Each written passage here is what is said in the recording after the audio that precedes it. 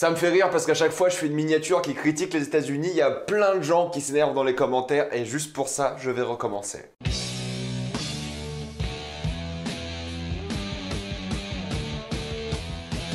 The Boys saison 2. Comme d'habitude, jusqu'à la minute indiquée dans le titre de la vidéo, il n'y aura pas de spoilers, vous êtes tranquille. Et si vous n'avez pas vu la première saison de The Boys, vous pouvez quand même regarder cette vidéo. The Boys est l'histoire d'un groupe de super-héros qui cause énormément de dégâts collatéraux, mais il les cache par du marketing et par différentes méthodes intelligentes d'entreprise, jusqu'au moment où un groupe de personnages, les Boys, vont vouloir se venger et mener leur combat contre ces super-héros qui font beaucoup trop de dégâts. J'ai fait évidemment la critique de la première saison l'année dernière, j'ai fait aussi la critique des 3 premiers épisodes de cette saison 2 qui était sortie début septembre, et maintenant j'ai fini de binge-watcher la série parce que vous me connaissez, j'ai attendu que tout sorte d'un coup pour tout mater et j'ai vraiment kiffé. C'est vrai que ça a quand même baissé en qualité par rapport à la saison 1 et on va expliquer pourquoi dans cette vidéo, mais j'ai envie de parler d'un truc rapidement. Quand l'épisode 4 était sorti, tout le monde sur Twitter disait « Oh, il y a du charisme dans The Boys ». Les gars, il y avait déjà du rap français dans la saison 1 et il y en a re-eu dans la saison 2. Donc c'est pas Caris qui vient d'arriver dans The Boys. C'est sûrement les gens qui connaissent pas les rappeurs d'avant, mais il y en a eu. Vous inquiétez pas, je crois qu'il y avait du NTM dans la saison 1 ou un truc comme ça. On va passer par les points positifs. Comme d'habitude, la mise en scène de The Boys est vraiment cool, mais c'est vrai que cette saison 2, les scènes d'action, surtout la scène d'action finale, c'est un gros bordel. La force de The Boys, ça n'a jamais été les scènes d'action spectaculaires, elles ont toujours été ok sans plus. Ce qui était important dans The Boys niveau mise en scène, c'était vraiment la prestance des personnages. Et là, pour le coup, la prestance est réussie, l'arrivée des personnages est réussie, même s'il y a encore quelques facilités scénaristiques sur des personnages qui arrivent un peu nulle part, etc. La mise en scène est efficace, elle a vraiment le budget qu'elle peut avoir avec Amazon évidemment derrière. Elle peut se permettre des trucs assez fous et c'est pas une série qui fait série du dimanche soir à la con. Là, c'est vraiment une série qui a du budget, il y a des effets spéciaux vraiment stylés par rapport à la violence, donc c'est une série qui est vraiment bien foutue. Et ça, c'est toujours cool d'avoir une série qui a du potentiel mais qui a aussi du budget. Et pour le coup, là, le potentiel a été prouvé. Mais The Boys n'a jamais été une claque visuelle, c'est toujours été une claque de critique sociale, on en parlera juste après. The Boys, c'est glauque, c'est cynique, donc il y aura de l'ultra-violence, il y aura du sexe de manière vraiment bizarrement présentée des fois, on en parlera évidemment après, mais c'est que c'est une série très cynique de super-héros, ça peut faire penser à Watchmen un peu, mais c'est beaucoup plus second degré que Watchmen dans le sens où il y aura vraiment des moments mais complètement grotesques et hilarants, mais qui ont un sens à chaque fois. Il n'y a jamais de moment grotesque pour être grotesque. À chaque fois, c'est en rapport direct avec les personnages, leur développement, et on va rentrer dans les détails après, mais c'est que c'est jamais gratuit. À chaque fois, c'est mérité et il y a un vrai sens derrière. Et juste pour ça, faut féliciter la série. Parce que c'est très facile de tomber dans du glauque, du cynique, du pessimisme et vraiment du grotesque pour être grotesque. C'est très facile. Après, pour raconter quelque chose derrière tout ça, c'est beaucoup plus intelligent et beaucoup plus compliqué. Mais la série le fait bien, c'est toujours logique et t'as jamais l'impression qu'il force avec. Et c'est ça qui est drôle aussi, c'est le côté cynique, c'est le côté manipulateur de la série, c'est le côté critique sociale qui fait beaucoup rigoler. Mais c'est aussi un moment où un personnage va se faire attraper par un super héros mutant comme vous voulez, mais il va se faire attraper par le pénis du super mutant parce qu'il a son pouvoir, c'est d'avoir un super long pénis. Voilà, des choses comme ça. Et vous vous dites, ouais, mais c'est un truc pour gamin, c'est grotesque. D'accord, mais au fait derrière c'est vraiment bien expliqué et ça a du sens, c'est ce genre de choses là que je voulais expliquer. Les acteurs sont au top, encore une fois, moi je suis grand fan de Anthony Starr, c'est vraiment un crack dans cette série, il est incroyable. Il joue pour moi l'un des meilleurs personnages de série télé qu'on a vu depuis des années. Vraiment, il est super mémorable, il joue super bien ce côté vraiment fier de l'Amérique, en même temps manipulateur, agacé, égocentré, névrosé, c'est un acteur fantastique. D'ailleurs, tous les autres acteurs sont géniaux, mais à chaque fois, je pense à un personnage de The Boys, à chaque fois, je pense à un acteur, c'est lui qui ressort à chaque fois, mais tout le monde est au top. Mais alors lui, par contre, il est vraiment au-dessus, je trouve, en tout cas. On a introduit des nouveaux personnages, on a vraiment remis de l'enjeu derrière tout ça. Je trouve que c'est bien développé, les personnages ont vraiment le droit au temps qu'il faut à l'écran et tout, même si des fois c'est un peu long, même si des fois on reparle des mêmes choses qu'on connaît déjà, c'est un peu répétitif, voilà. Je pense qu'ils auraient pu écourter un peu les épisodes pour que ce soit mieux rythmé, parce que c'est un peu le problème de la série. Alors oui, les cliffhangers sont superbes, parce qu'à chaque fois t'as envie de regarder la suite et ils sont vraiment tous très bien, mais en vrai,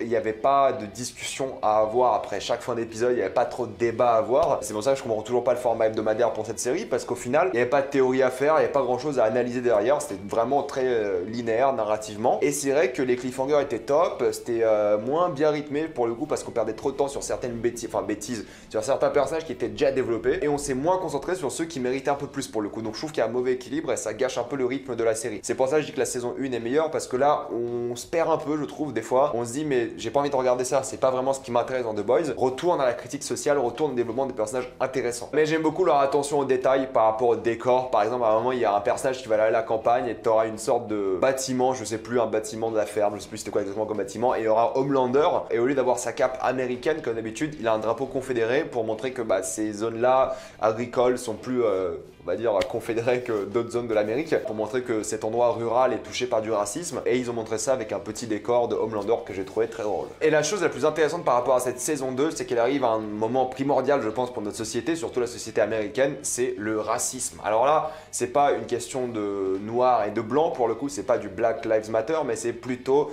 le côté suprémaciste blanc qui arrive vraiment en force. Mais avant, pour parler rapidement du côté homophobie de la série, il y a un côté vraiment homophobe, il y a un côté vraiment... Enfin, ça critique l'homophobie évidemment. Il y a des personnages homophobes, c'est ça que je veux dire. Il y a un côté vraiment très rapide sur le fait qu'on vole des fois, pas la vedette, mais on instrumentalise un peu l'homosexualité. On l'utilise à des fins marketing et c'était vraiment bien fait je trouve. Et surtout qu'on vole le moment de certaines personnes. Il y a quelqu'un qui vole le coming out de quelqu'un d'autre. Et ensuite c'est vraiment instrumentalisé à mort. Et donc ils ont vraiment parlé à quel point l'homosexualité, le fait d'être dans une communauté LGBT, ça peut être instrumentalisé pour les bienfaits d'une entreprise. Ça va par des films, des interviews, des trucs comme ça. Évidemment, le truc important c'est donc le nazisme de la série, parce que donc un personnage est un personnage nazi, on l'apprend dans la saison 2, et c'est là que ça va mettre les États-Unis face à leur plus gros problème d'aujourd'hui, c'est l'un des plus gros problèmes sociétaux, c'est la suprématie blanche, c'est le nazisme, c'est les choses comme ça. On voit de plus en plus qu'il y a une montée du nazisme et des trucs comme ça, enfin du néonazisme, peu importe. Et c'est vrai que là, en fait, c'est parfaitement capturé. Il y a une phrase qui m'a vraiment marqué, en fait, il y a un personnage, donc le personnage nazi qui dit à un moment, ils ont les mêmes idées que moi,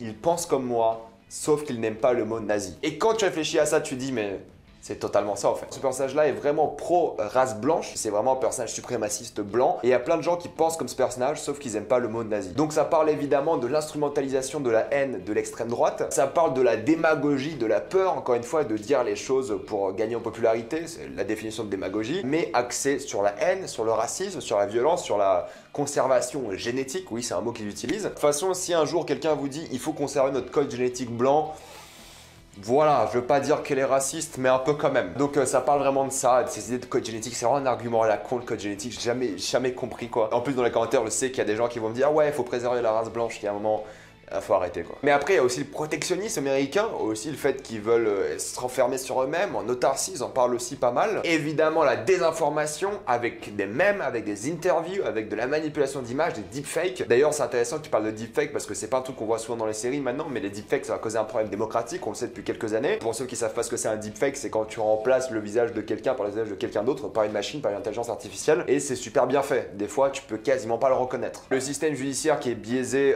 envers les autres races que les races blanches, race, mais c'est aux États-Unis qu'ils utilisent le mot race, donc je répète. Évidemment, c'est politique. Et enfin, on a une vraie série de super-héros mainstream qui met les États-Unis et même notre société à nous face aux problèmes de nazisme, aux problèmes de racisme, vraiment de la race blanche, de la suprématie blanche. Et c'est super bien sur un truc vraiment grand public de super-héros. J'ai d'ailleurs envie de mettre le mot nazi dans ma miniature, mais je sais que je vais me faire démonétiser, donc ça sera pas ça, je pense. Mais ça parle de ça et c'était grave satisfaisant d'enfin en parler. Il parle aussi de secte. Il y a un personnage qui va rejoindre une secte dans cette saison 2 et c'est voilà, assez anecdotique pour le coup. Bon, ils en parlent un petit peu, mais on voit que c'est une secte, on voit que c'est un peu la scientologie entre guillemets, on voit qu'ils manipulent les gens qui y rejoignent, qui volent leur argent, des trucs comme ça. Mais en vrai, c'est assez anecdotique, c'est pas la thématique la plus importante. On verra les conséquences de ça, pour le coup, ça risque d'être intéressant, mais c'était pas la chose la plus développée, la plus fascinante. Même si au début ça commençait bien, durant les 3 premiers épisodes, là, sur la suite, on en parle quasiment pas. Et le personnage qui est en rapport avec cette secte-là, bah, il disparaît un peu de la série. Et c'est un peu dommage, ça aurait pu être intéressant, mais c'est que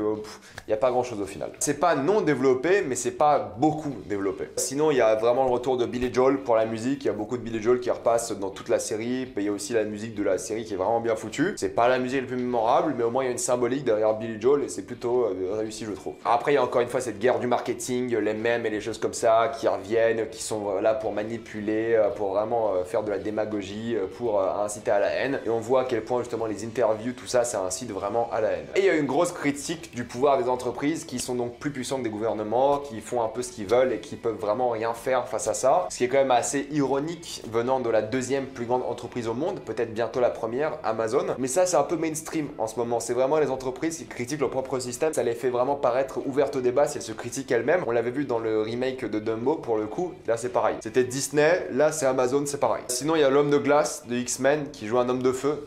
Voilà, il fallait que je le dise en tout cas. Je vous l'ai dit, l'action c'est pas le point fort de The Boys. La violence pour le coup ça l'est. Il y a de la violence, c'est gore, c'est vraiment satisfaisant à regarder, c'est jouissif. Peut-être je suis un malade mental, mais quand Homelander laser quelqu'un, j'aime trop. Sinon, quand il parle français dans la série, c'est une catastrophe, mais on commence à être habitué. Et globalement, j'ai été déçu du climax final. Voilà, je m'attendais à mieux, je pensais que ça allait être un peu plus divertissant, même si la fin en soi est bien, la scène d'action finale est assez médiocre et c'est un peu dommage. Pour conclure The Boys saison 2, j'ai vraiment kiffé, voilà, j'ai trouvé vraiment ça jouissif, satisfaisant, drôle, satirique, politique. Il y avait tout ce qu'il fallait pour me faire apprécier cette série, ils sont revenus à la charge. Ils ont perdu un peu de temps sur des personnages, on s'est un peu trop intéressé à des choses pas intéressantes pour le coup. Mais ouais, si vous avez aimé la saison 1, vous allez kiffer la saison 2, vous allez vraiment être diverti, peut-être vous allez vous ennuyer un peu parce que le rythme est moins soutenu, mais globalement, c'est The Boys comme on les aime et la saison 3 a l'air d'être très très bien parce que ça va devenir encore plus politique, ça va devenir encore plus extrême et je pense qu'on va tous adorer. Avant de passer en spoiler, pensez à vous abonner à la chaîne pour plus de vidéos, mettez un j'aime et partagez cette vidéo, ça aide beaucoup la chaîne. Si vous aimez la chaîne, pensez à la soutenir grâce au lien Utip en faisant un don ou en rejoignant la chaîne en devenant membre soutien, ça me fait un peu d'argent. Suivez-moi sur Instagram pour des critiques exclusives, suivez-moi sur Twitter pour toutes les news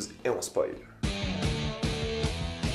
Pour vous donner un exemple de cliffhanger qui est efficace, la fin de l'épisode 7 où les têtes de tout le monde explosent, là c'est efficace parce que tu te demandes qui a fait ça, comment ça s'est passé, c'est quoi ce bordel. Et ils ont toujours des cliffhangers comme ça, vraiment malsains, vraiment gore, qui donnent envie de regarder la suite. Évidemment, comme prévu, ça s'est fini en Civil War, le gang des 7 s'est divisé, sauf qu'à la fin ils font semblant d'être encore potes. Mais je vous avoue que l'épisode 8, le climax où les filles se battent entre elles, était pas bien fait du tout. Shaky cam, des cuts abusifs, c'était vraiment mal filmé. Il n'y avait pas d'impact, même les décors dans cette scène-là, bof. T'as même un personnage qui dit « Hey, il faut aller choper les roquettes dans le véhicule » devant la méchante et du coup forcément elle détruit tout. Et à un moment réfléchissez un peu quoi. Après la fin en soi est bien, on en parlera par rapport à chaque personnage et ça donne une ouverture sur beaucoup de choses, mais oui le climax c'était vraiment décevant. J'ai bien aimé Kimiko, même si après les 3 premiers épisodes elle avait plus grand chose à faire. Elle est encore traumatisée par la mort de son frère, des choses comme ça, mais c'est que là pour le coup elle est beaucoup moins présente, même si à la fin elle se réveille et elle frappe donc la nazie. Mais la relation qu'elle a avec Frenchie est plutôt cool parce qu'au début c'est un truc un peu tu te dis est-ce qu'ils vont le faire, pas le faire, et au final ils sont vraiment potes. Et Frenchie, bon, il n'a pas eu trop de développement. Il y a eu un épisode où il commence à se droguer, il commence à être complètement défoncé parce qu'il est un peu déprimé. Mais en vrai, bon, mis à part cet épisode-là où il est complètement shooté, après on n'en reparle plus jamais. Donc,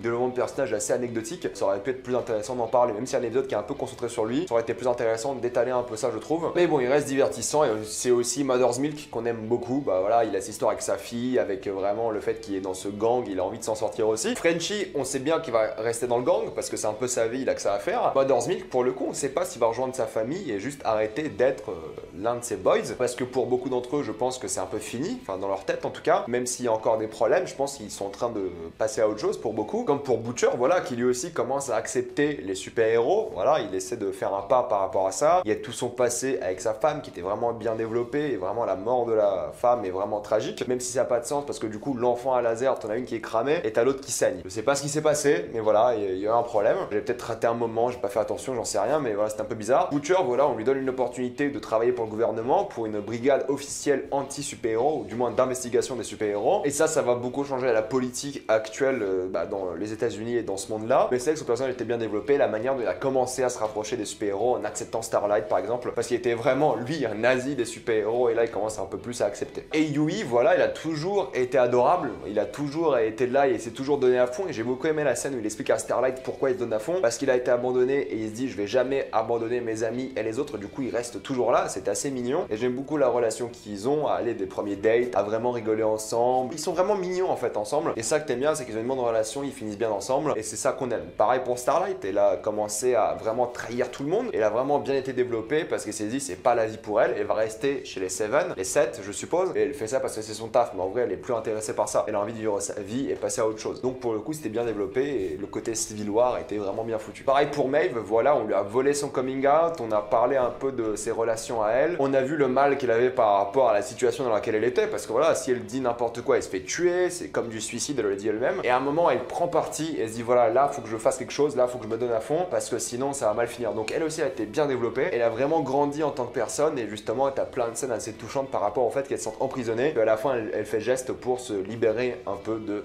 Homelander, évidemment. Lamplighter il a servi à rien. Voilà, on est d'accord là-dessus, il était juste là, mais c'est tout. Mais c'était assez drôle, je dois admettre. C'est The Deep qui m'a un peu déçu parce qu'au début on parle beaucoup de lui, voilà, il est dans cette secte, il commence à s'accepter lui-même, il est complètement manipulé, il y a un vrai bourrage de crâne par rapport à la secte et à la fin on le voit plus trop, on parle plus trop de la secte et il est juste vénère à la fin et puis il va sûrement quitter la secte et puis c'est tout. Surtout que maintenant Alistair est mort, c'est compliqué de continuer la secte je pense, ou peut-être il va devenir le dirigeant, qui sait, on n'en sait rien mais ça m'étonnerait. Mais c'est que c'était un peu décevant, voilà, on l'a beaucoup développé, puis on est passé à autre chose. C'est vraiment dommage. Surtout en deuxième moitié de saison. Mais ce qui est intéressant, c'est que du coup, en deuxième moitié de saison, c'est A-Train qu'on a redéveloppé. Lui aussi qui passe par une côté un peu dépressif parce qu'il est plus dans les sectes et du coup, bah, il va dans la secte. Et lui, il gobe pas trop l'histoire de la secte. Et c'est vrai qu'on saura jamais ce que c'est la fameuse fresca. On saura jamais s'ils font quelque chose pour manipuler les gens en buvant ça ou des trucs comme ça. J'en sais rien, mais voilà, c'était assez intéressant de voir qu'A-Train, il s'est sorti un peu de cette situation par lui-même et qui s'est vraiment imposé en tant que personne pour regagner sa place. Chose que The Deep n'a pas fait parce que The Deep se faisait complètement manipuler. Sinon, il y a Black Noir, on l'a vraiment bien développé au début, les premiers épisodes, il y a une histoire avec un enfant, on le voit pleurer, voilà, il y avait du développement de personnage. Et puis là, pareil, deuxième moitié de saison, on en parle plus du tout, il y a quelques scènes où il est là, mais mis à part son allergie aux cacahuètes, il n'y a pas grand chose sur ce personnage et c'est vraiment dommage. Surtout qu'il a l'air d'avoir un passé vraiment intéressant, mais ça peut-être dans la saison 3, en tout cas j'espère. Edgar, il est là, mais il est à peine là, quoi, il est anecdotique, voilà, c'est le boss, mais en vrai, c'est pas un personnage bien développé, il n'y a rien sur lui, c'est juste le boss, voilà, il fallait un boss, Giancarlo Esposito se fait plaisir, il est là, mais bon.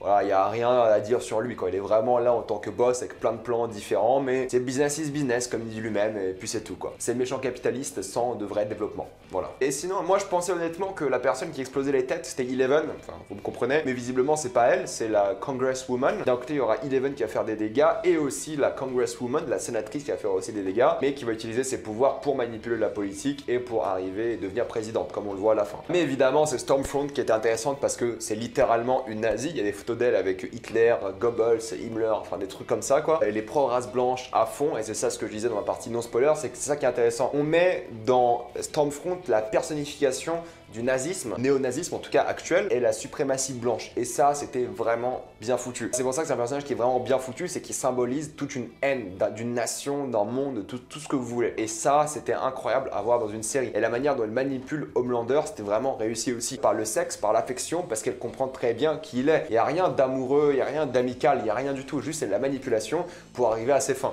C'est tout. Donc moi je trouvé que c'était un super personnage qu'on reverra sûrement parce qu'elle est pas morte, on voit juste qu'elle est dans un état vraiment catastrophique et elle va être punie. Je suis très curieux de la revoir, complètement différente évidemment, en mode Dark Vador sûrement. Mais ouais, super réussite et évidemment le gros personnage c'est Homelander. Quel développement de ouf. Déjà le sexe avec Stormfront parce que voilà, ils font du sexe vraiment bestial parce qu'ils peuvent se balancer, se cramer, ils peuvent vraiment faire n'importe quoi. À un moment ils baisent et il y a du sang sur le visage et tout, c'est horrible. Donc ce côté pervers il est vraiment revenu, il y a la relation son enfant aussi, Ryan, qui était vraiment bien foutu parce que c'est son enfant, mais en vrai il fait juste ça parce que c'est une question de popularité. À la fin il dit bien que c'est une petite merde et des choses comme ça, et tu vois que lui était un peu atteint par Stormfront, mais l'histoire avec son gamin, bah il y croit pas du tout, donc c'était vraiment bien développé le fait qu'il veut qu'il devienne un super héros aussi. C'était vraiment une réussite et on comprend ce personnage là quand il regarde Taxi Driver. Dans Taxi Driver t'as un personnage qui se fait vraiment achever par la société entre guillemets et il pète un câble et il tue des gens, voilà. Et lui il dit en regardant Taxi Driver comment tu peux accepter sans péter un câble. Et c'est vraiment représentatif de son personnage. Après, il y a des scènes que j'adore. Évidemment, les scènes où il boit du lait, hilarant, on aime beaucoup. Enfin, hilarant, c'est glauque, mais ça fait rire aussi. C'est pour ça que je vous dis que le grotesque dans la série, il est mérité parce que les scènes comme ça qui sont vraiment bizarres, mais qui sont vraiment légitimes en tant que personnage. Le moment où il se fait presque sucer par lui-même, c'est glauque, c'est bizarre. C'est vraiment bizarre de voir Anthony Starr en robe d'ailleurs, mais ça a du sens encore une fois et ça représente bien le personnage. Puis t'as la rivalité au début avec Stormfront qui était géniale mais qui devient donc une amitié, mais tu vois qui est extrêmement jaloux, possessif de la popularité de vote, il veut être le héros et c'est ça qui le fait kiffer plus qu'autre chose. À la fin d'ailleurs on entend des flashs de photographes, on entend la foule qui gueule son nom et des choses comme ça. Mais pour moi le fantasme qui était génial, c'était le fantasme où justement il laser absolument tout le monde, incroyable, parce que tu te rends compte que s'il a plus la population de son côté, il peut péter un câble. C'est une bombe à retardement, ça on le sait, et il va être vraiment flippant. Et c'est ce que j'aime, c'est qu'on aura notre version live action d'un Superman violent, qu'on aura peut-être jamais en film, on verra bien. Mais c'est vrai que ça, j'ai beaucoup aimé. C'était une scène horrifique parce que tu vois les dégâts qu'il fait avec un laser, et là pour le coup ça aurait été une attaque terroriste. Donc c'est un personnage vraiment réussi, super bien foutu, il n'y a rien à dire là-dessus. Et c'est l'un des meilleurs personnages de ces dernières années. Et pour ceux qui ne le savent pas, note à part entière pour la saison 3 qui a l'air vraiment d'envoyer du lourd, on espère en tout cas, pour l'année prochaine, on espère aussi, on verra comment ce sera avec le Covid et des choses comme ça. Jensen Ackles va jouer une sorte de personnage à la Captain America dans la saison 3. Pour ceux qui ne le savent pas, le showrunner de The Boys, Boys, Eric Kripke, je crois, c'était le showrunner de Supernatural de la saison 1 à 5. Donc Jensen Ackles de retour, ça a du sens. Voilà, je vais m'arrêter là. Mettez-moi dans les commentaires ce que vous avez pensé de cette saison 2 de The Boys. Avez-vous adoré, détesté tout ça dans les commentaires? Comme d'habitude, pensez à vous abonner à la chaîne pour plus de vidéos. Mettez un j'aime et partagez cette vidéo, ça aide beaucoup la chaîne. Si vous aimez la chaîne, pensez à la soutenir grâce au lien Utip en faisant un don ou en rejoignant à côté du bouton s'abonner, ça me fait un peu d'argent. Suivez-moi sur Instagram pour des critiques exclusives, suivez-moi sur Twitter pour toutes les news et salut à tous.